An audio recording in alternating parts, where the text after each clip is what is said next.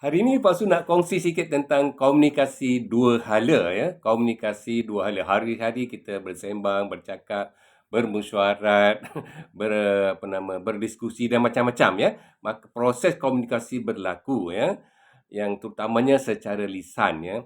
Jadi bila kita berkomunikasi secara dua hala, kita sebagai penyampai dan orang lain sebagai penerima atau audiens aktif ya dalam proses komunikasi itu. Dan orang yang kita komunikasikan itu atau penerima memberi maklum balas ataupun feedback. Ini ciri yang utama ya.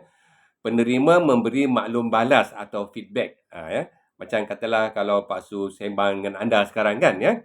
Anda boleh menyampuk, boleh tanya soalan, boleh bagi pendapat, boleh bagi idea, ya, boleh bagi kritikan. Itu maksudnya memberi maklum balas ya.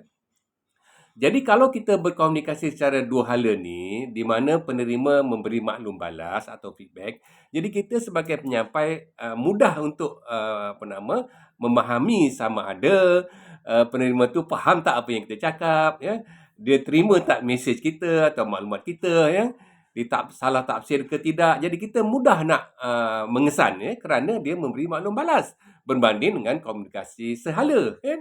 Ya. Jadi kepentingan komunikasi dua hala ni dalam perhubungan ya, dalam pentadbiran, pengurusan, dalam perniagaan, dalam hal keluarga, dalam apa-apa sajalah perbincangan sangat-sangat penting kerana kedua-dua pihak ya akan merasa berpuas hatilah ya. Kedua pihak merasa puas hati kerana mereka dapat saling memahami ya apakah sebenar intipati ataupun mesej ataupun maklumat yang nak disampaikan ya, sama ada diterima atau tidak diterima ya. Begitu juga penerima merasa dihormati ya, disanjungi ya, kerana pandangan mereka, idea mereka didengar ya. Tak semestinya diterima kan, tapi didengar ya.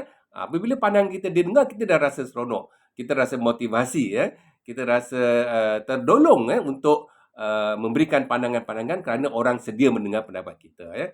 Inilah pentingnya komunikasi dua hala ya, terutama dalam kekeluargaan ya, dalam di tempat kerja ya, dalam persatuan ya, dalam komunikasi sosial ya, sangat penting ya. Kerana komunikasi dua hala boleh menimbulkan persefahaman ya, rasa dihormati, rasa saling didengari ya, rasa saling terdorong ya, untuk sama-sama terlibat ya dalam proses komunikasi. Jangan lupa biasakan berkomunikasi secara dua hala. Jumpa lagi. Terima kasih.